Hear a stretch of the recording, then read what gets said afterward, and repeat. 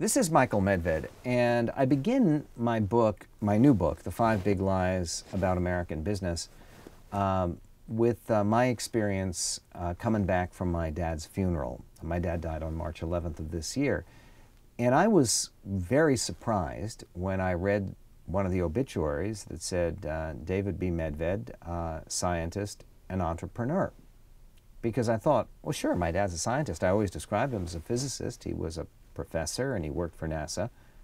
But then I thought about, of course, he was an entrepreneur. He spent most of his life, about 40 years of his life, starting companies and creating jobs for people, and sometimes with mixed success, but that's what he gave his life to. He loved it. He loved it. Why did I never realize that? Why, when my dad was alive, did I never describe him as a businessman?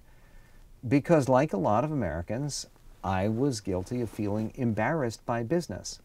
I mean, when I think about myself, I never described myself as a businessman until now, but I've been in the book business, in the motion picture business, in the radio business. These are all for-profit businesses. They are honorable, it seems to me. And that's one of the things that I try to address in the book. There's no reason at all that any American should feel embarrassed about making profit. There is no such thing as obscene profits, just obscene losses.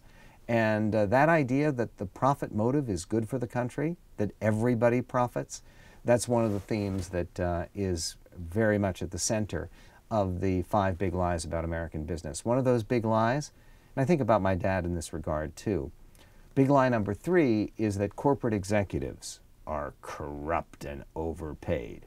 Actually, most corporate executives have a more rational relationship to their salary, their compensation, than baseball players, say. Yeah, for top talent, you tend to pay top dollar, and it also makes a big difference. Sometimes for a baseball team, let's hope for the Mariners coming up, but and sometimes, not in all cases, for major businesses. That issue of corporate compensation, boy, is that a hot issue today.